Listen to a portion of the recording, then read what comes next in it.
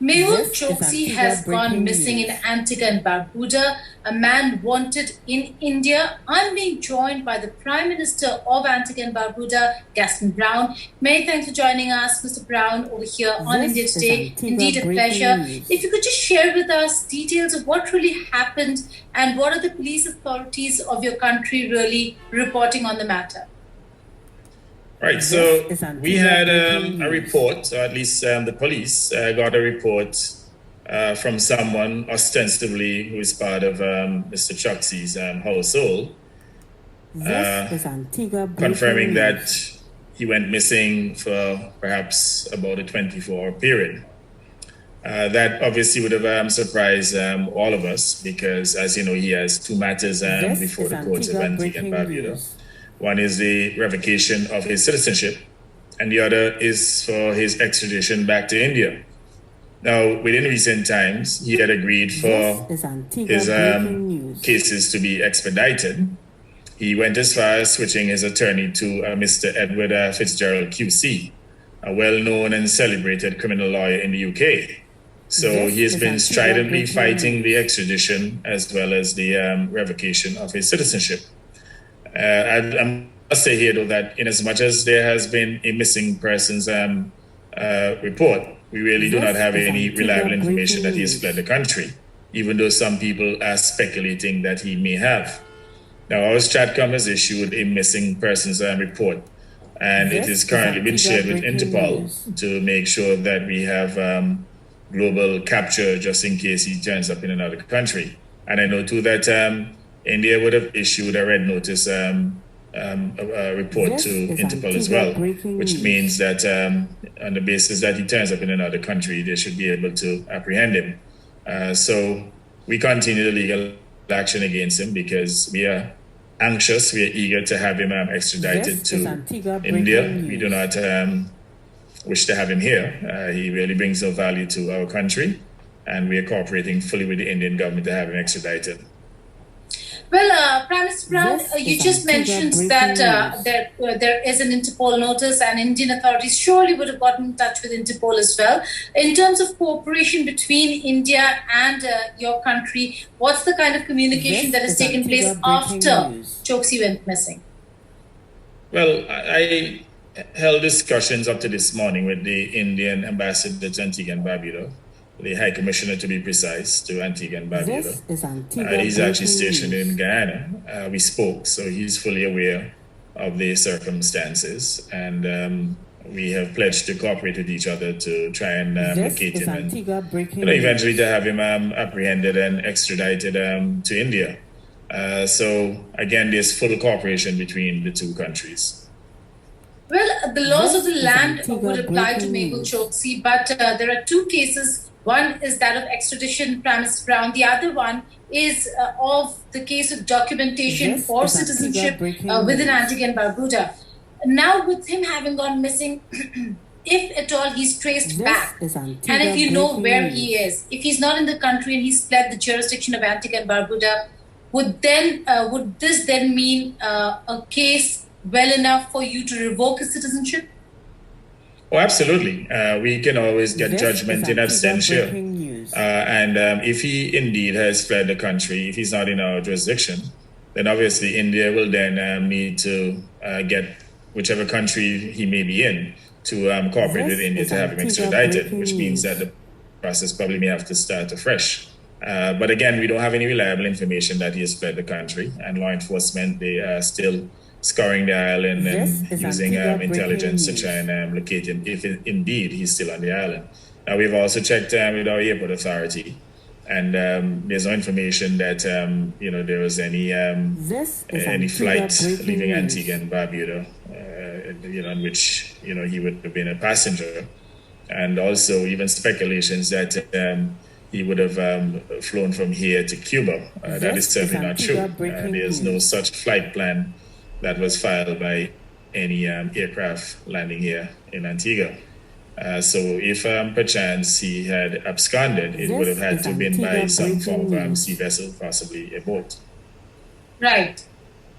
In terms of the case itself and the legalities of the case, Could this then be, if he's missing, if he's gone missing, just wanted to understand, could this be a criminal act if he has provided and furnished wrongful, untruthful documents to the country, to Antigua and Barbuda, and now has gone missing, not facing the laws of the land of which he now is a citizen?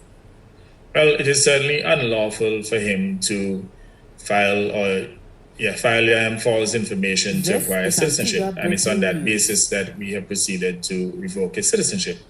But he's challenging the revocation in court. Insofar as extradition is concerned, as you know, we are cooperating with India to have him extradited, but he has also challenged that. The fact that he would have, if indeed he had skipped the country, he fled the country, then clearly there will be a jurisdictional issue in terms of extraditing him, and India will have to collaborate and cooperate with whichever country he may be in. But we do not know that for sure that he has actually fled the country. Prime Minister Brown, we know that Antigua and Barbuda's citizenship by investment is a program that works very well, beautifully for some people. But do you think Mehul Choksi has actually brought more problems and a bad name, so to say, to this entire program than anything good that has come out of giving him citizenship? Absolutely. He has been a liability to the country, obviously has damaged the image of our country, and that is why we are so gung-ho to have him extradited. He recognizes that, Antigua and Barbuda does not represent a safe harbor for him. And that is perhaps why he may have sought to skip the country, to abscond and to go elsewhere. We are determined to bring him into justice, to cooperate with the Indian government and the Indian people to have him extradited. In any case, we continue to pursue the two litigations, and in the event he has absconded, then we expect to get judgment in absentia, and then we will have his citizenship revoked. So we will certainly do our part of it, whatever we can do to ensure that his citizenship is revoked. We are hell-bent in ensuring that it is revoked, and then subsequently to have him extradited. The scene where his car was left abandoned, was there any indication that you've got from your investigating agencies that it could have been a case of a criminal act, that his life or his safety might, or he himself could be in danger? Is there any indication of that? No, there's no indication of that. No ransom has been made. And in terms of the history of our country, I don't recall that we even had a single abduction.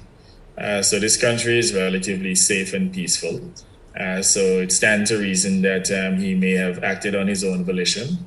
We do not know exactly what the game plan is here, but law enforcement are working on the assumption that he's still on the island, and they're using all intelligence and all resources to try and locate him.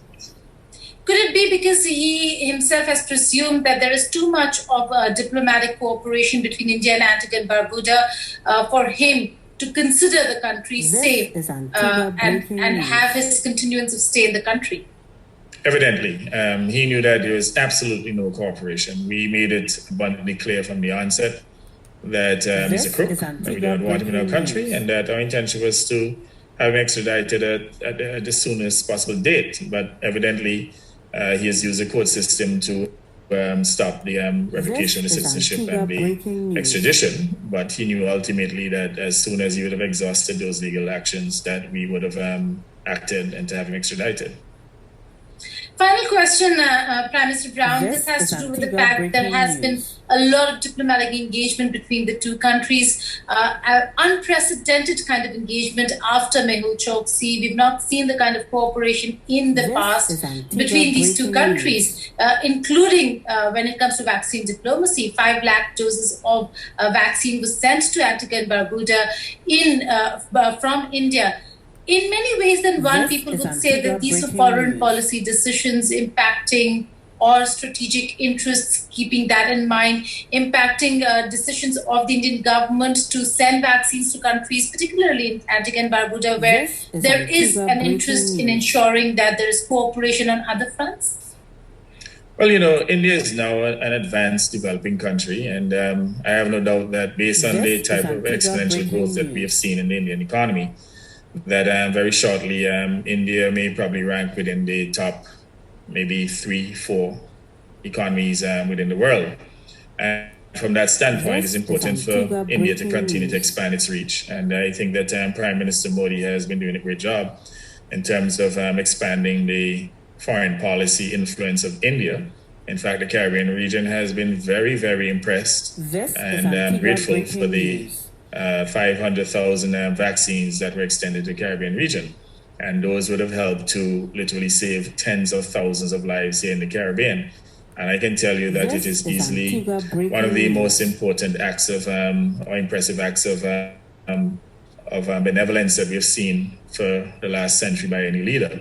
So he's held in high esteem here in the Caribbean and certainly here in Antigua and Barbuda. In fact, I consider him now to be a personal friend. And it would have augured well for the strengthening of the bilateral and multilateral relations between India and the Caribbean countries. On that note, Prime Minister Pranay, thanks for joining us here in India today. Indeed, a pleasure. It's always good to see the kind of cooperation that the two countries have witnessed in the recent past. Only hoping to see that Mehul Choksi is traced and extradited to India. Thank you. Thank you. Cheers.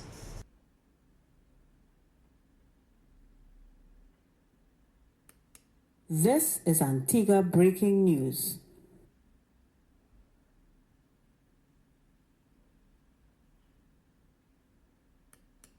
This is Antigua Breaking News.